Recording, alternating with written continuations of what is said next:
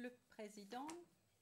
Nous allons maintenant passer au cœur de ce qui nous occupe ici, la lecture des charges. Je m'adresse à M. Al-Mahdi. En application, M. Al-Mahdi, de l'article 64.8a du statut de Rome, les charges vous seront maintenant lues. Ensuite, vous serez invité à faire un aveu de culpabilité ou à plaider non coupable. Le greffier d'audience est maintenant invité, en application des instructions que j'avais données pour le déroulement des débats, à donner lecture de la partie B du dispositif de la décision en ce qui concerne la confirmation des charges. Monsieur Al-Mahdi est pénalement responsable du crime de guerre d'attaque prévu à l'article 8.2e Romain 4 du statut à Tombouctou entre environ le 30 juin 2012 et environ le 11 juillet 2012. Monsieur Al-Mahdi a dirigé intentionnellement une attaque contre des bâtiments consacrés à la religion, et monuments historiques qui n'étaient pas des objectifs militaires, à savoir le mausolée Sidi Mahamoud Ben Omar Mohamed Akit, le mausolée Sheikh Mohamed Mahmoud Al-Arawani, le mausolée Sheikh Sidi El Mokhtar Ben Sidi Mohamed Al-Kabir Al-Kanti, le mausolée Alpha Moya, le mausolée Sheikh Mohamed El-Miki, le mausolée Sheikh Abdul Kassim Atwati, le mausolée Sheikh Sidi Ahmed Ben Ammar Aragadi, la mosquée Sidi Yahya, la porte, et les mausolées Bahaber, Babadier et Ahmed Foulan, attenant à la mosquée Djingareyeber. Sa responsabilité pénale doit être retenue au titre de l'article 25.3a comme coauteur direct, de l'article 25.3b pour avoir sollicité et encouragé la commission du crime, de l'article 25.3c pour avoir facilité la commission d'un tel crime en apportant son aide, son concours ou toute autre forme d'assistance, et de l'article 25.3d pour avoir contribué de toute autre manière à la commission de ce crime par un groupe de personnes agissant de concert.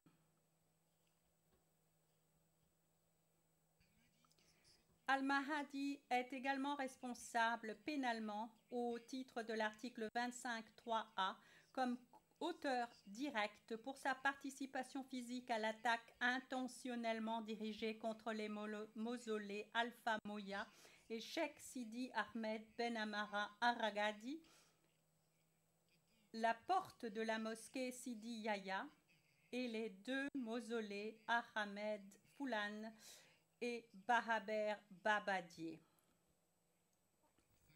Le Président, merci beaucoup, Madame le greffier d'audience. La Cour va maintenant demander à l'accusé si celui-ci souhaite se livrer à un aveu de culpabilité ou à plaider non coupable. Monsieur Al-Mahdi, s'il vous plaît.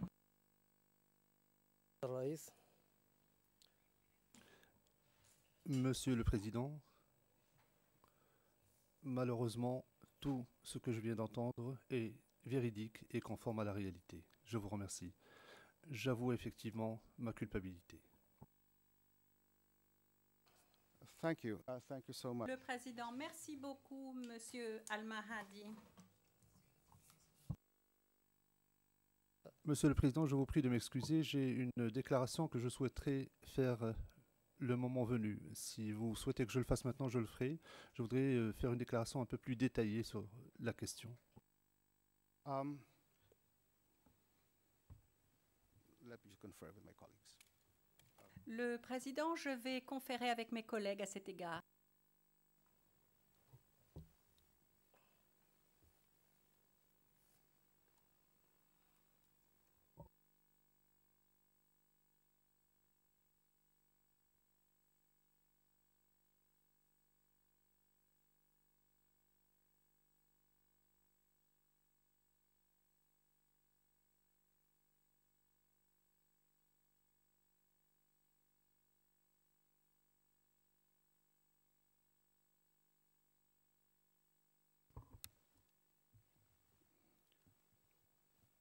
Mr. Al-Mahdi. Le président, Monsieur Al-Mahdi, la Chambre est disposée à entendre votre déclaration. Monsieur Al-Mahdi, merci beaucoup. Monsieur le Président, membres de cette auguste cour, Mesdames et Messieurs, bonjour à tous. D'emblée, je voudrais me rappeler la parole d'Allah, le Tout-Puissant. Ô vous qui êtes croyants, observez strictement la justice et soyez des témoins véridiques comme Allah l'ordonne, fût-ce contre vous-même, contre vos pères et mères ou vos proches parents. Mon cœur retient également l'adage d'un des sages, dites la vérité fût-ce contre vous-même. Ou encore, attachez-vous à la vérité, quitte à subir les foudres de l'enfer. Mesdames et messieurs, je me tiens devant vous, dans cette enceinte, plein de remords et de regrets, pour confirmer à nouveau que les accusations portées contre moi par l'équipe de l'accusation sont véridiques et qu'elles sont conformes à la vérité. Je suis fort contrit de mes actes et de tous les préjudices que cela a causés. Les préjudices que cela a causés à mes êtres chers et mes frères à Tombouctou, et à ma mère patrie, la République du Mali, tout entière, ainsi qu'à l'ensemble de l'humanité aux quatre coins du monde. Je voudrais exprimer mon profond regret et ma profonde tristesse, en particulier aux descendants des saints dont j'ai détruit les mausolées.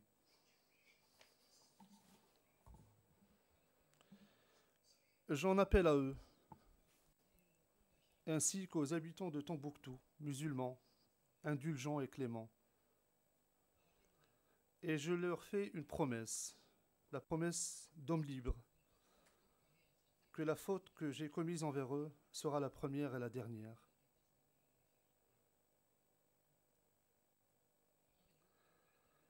J'espère qu'ils continueront de me considérer comme ils le faisaient avant ces événements, comme un fils pieux, un frère et un ami, qui aime toutes les composantes du tissu social de Tombouctou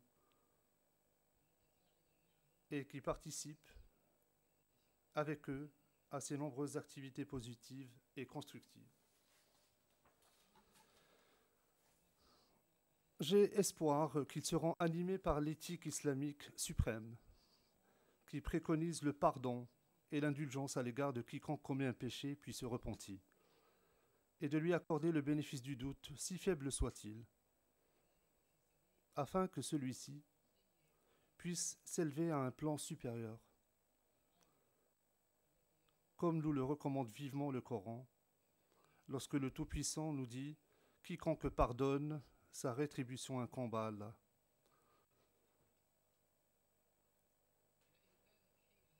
À l'époque des événements, j'étais sous l'emprise d'une bande de leaders et de figures emblématiques d'Al-Qaïda et d'Ansardine. J'avais cédé à leurs pressions et à leurs tentations. J'avais été comme emporté par une forte tempête de sable qui avait entraîné dans son sillage de nombreux oulémas du pays. Mais comme vous le savez, cette tempête passagère n'altérera pas les racines historiques profondes de la ville de Tombouctou et de sa noble population. Mesdames et messieurs, je me tiens ici devant vous, le cœur lourd, triste et soucieux, privé de liberté et de la compagnie de mes proches et de mes êtres chers, mais prêt à accepter la sanction que votre cour jugera appropriée. Je ne peux m'empêcher de caresser l'espoir que votre sanction ouvrira la porte de la réconciliation avec la population de Tombouctou, en particulier, et avec le peuple malien en général, ainsi qu'avec l'ensemble de l'humanité. Puissent les années que je passerai dans l'obscurité de la prison et les épreuves que je subirai être pour moi un feu purificateur qui me rende digne de clémence dans le cœur de ceux que j'ai blessés.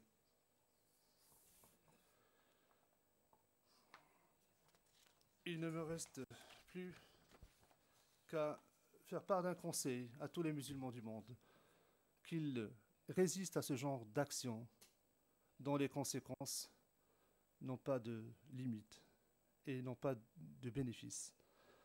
Finalement, permettez-moi de remercier infiniment toutes les équipes de la Cour pénale internationale, que ce soit les juges, ou le bureau du procureur, ou le greffe, ou les représentants du quartier pénitentiaire. Je les remercie tous de m'avoir traité conformément aux normes et aux standards des droits de l'homme et du respect des droits de l'homme, ainsi que pour la probité dont ils ont fait part lorsqu'ils m'ont interrogé. Je veux également remercier particulièrement l'équipe de défense et plus précisément Maître Mohamed Awini, qui a bien voulu m'accompagner dans cette épreuve jusqu'à la fin. Je vous remercie.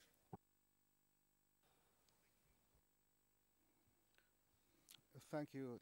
Le président, merci à vous également. La Cour va maintenant vous poser un certain nombre de questions, Monsieur Al-Mahdi, en application du statut de Rome.